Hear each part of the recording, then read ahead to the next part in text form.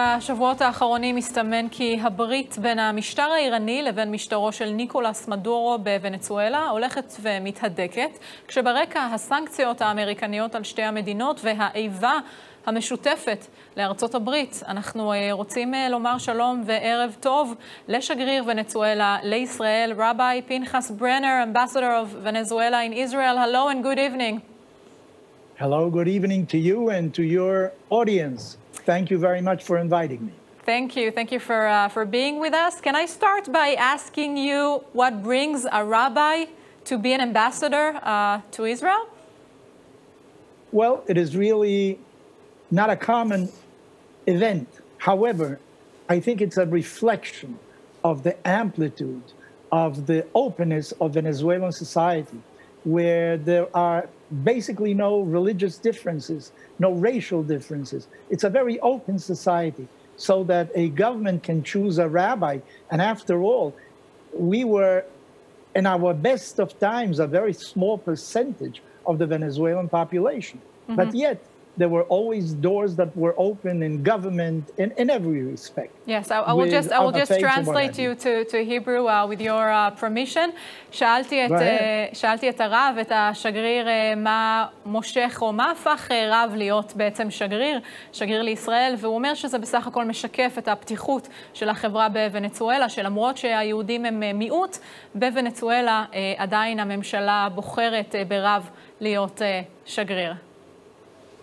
So let me start with the tough questions. We know that the diplomatic relations with Israel and Venezuela are on the rocky side since Prime Minister Netanyahu recognized in the opposition president, Juan Guaido.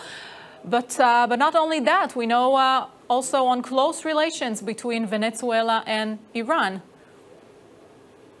Well, this is very, very troubling, of course. The fact that Venezuela has to import gasoline.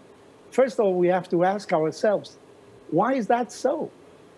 Venezuela has the largest reserves of oil in the world. So why do they have to import gasoline?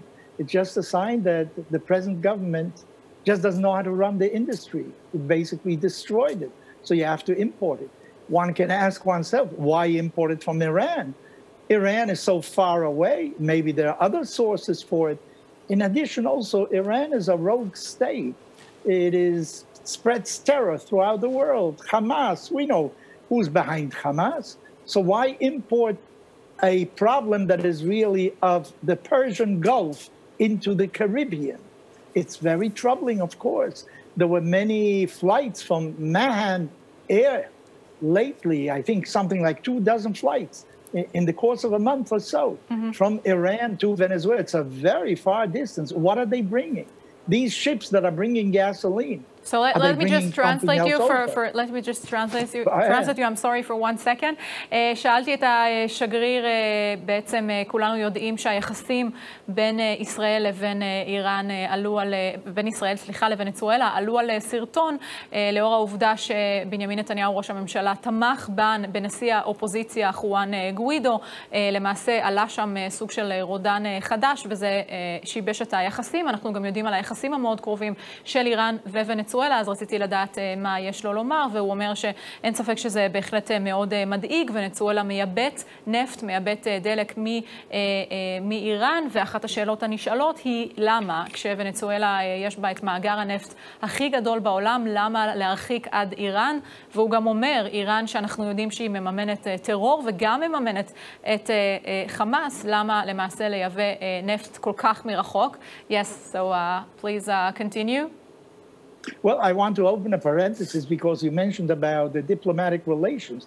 Diplomatic relations between Venezuela and Israel were severed by Venezuela by the previous president Chavez, I believe in the year 2009.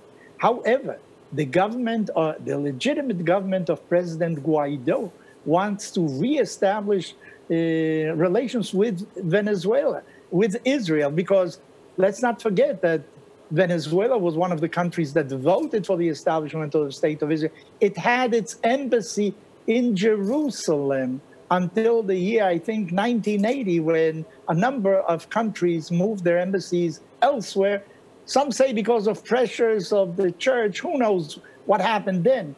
So actually, we would like to reestablish relations once again, and we would certainly consider in a very positive manner to reestablish the embassy where it originally was, in the city of Jerusalem, where it belongs. So let me just translate you for 1 second.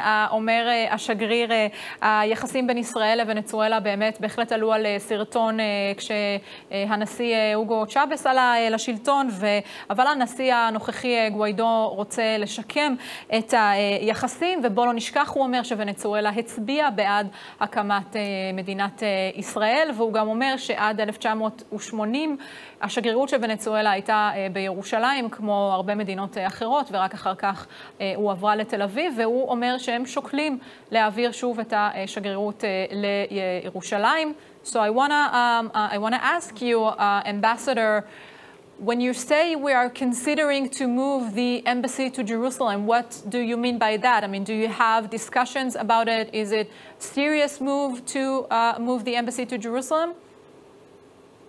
My friend, I'm a serious individual.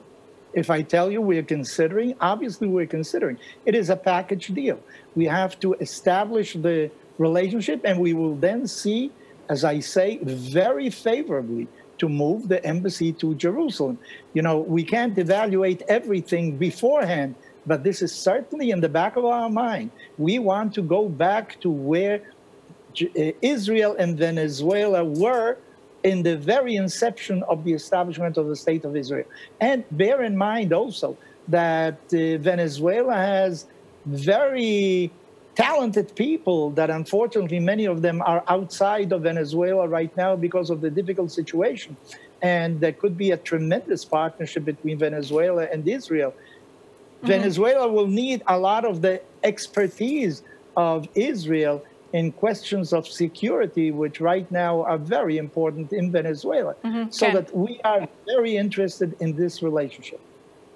Yes, I will just translate you for 1 second. שאלתי את השגריר האם בעצם יש כוונות רציניות להעברת השגרירות לירושלים, והוא אומר, כן, אנחנו מאוד רציניים, יש דיונים בעניין הזה, אנחנו דנים כל הזמן בהעברת השגרירות, אנחנו מעוניינים בשיקום היחסים, אנחנו יכולים רק להרוויח מכל מה שיש לישראל להציע, בטח בהיבטים הביטחוניים, ונצואלה, כפי שאת יודעת, זקוקה גם לעזרה של ישראל בעניינים הביטחוניים. But I just want to ask you another question about the recent news. Only today we've read that Venezuelan military will escort Iranian tankers delivering petrol to Venezuela to prevent any attempt by the U.S.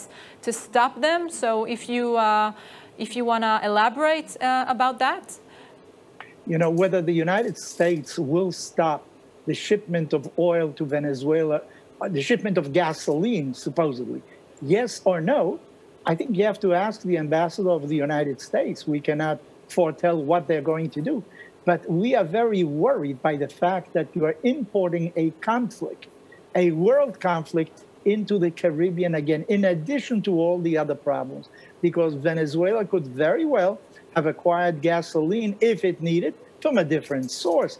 Why look for Iran, a rogue state? You know, Venezuela has ties with Russia, with China, as with different countries that are not viewed as the best in the world. But Iran is certainly not in a good list. To the contrary, it may be it's a theocracy. Which other country in the world is Israel a theocracy? Is the United States a theocracy? Venezuela is not a theocracy. As a matter of fact, the left-leaning government is probably atheist. That's their mode of thinking. So where do we get to come to Iran? Okay, I will just translate you. אומר לנו, שאלתי את השגריר למעשה על החדשות האחרונות שהתפרסמו ממש היום, שכוחות צבאיים של ונצואלה הולכים ללוות מכליות דלק איראניות לתוך ונצואלה, ולמה בעצם הדבר הזה קורה. והוא אומר, אנחנו לא יודעים איך ארצות הברית תגיב, איך הנשיא טראמפ יגיב לדבר הזה, כי כידוע יש סנקציות שמוטלות גם על איראן וגם על ונצואלה, אבל הוא חוזר ואומר, יש לנו יחסים גם עם רוסיה, גם עם סין, ואיראן כידוע לכם שלכם מתיאוקרטיה. Okay, Rabbi Pנחס Brenner, ambassador of Venezuela to Israel, I want to thank you so much for this interview. I think you gave us a headline today about considering moving the embassy to Jerusalem. Thank you so much for this interview, and stay safe there in the United States.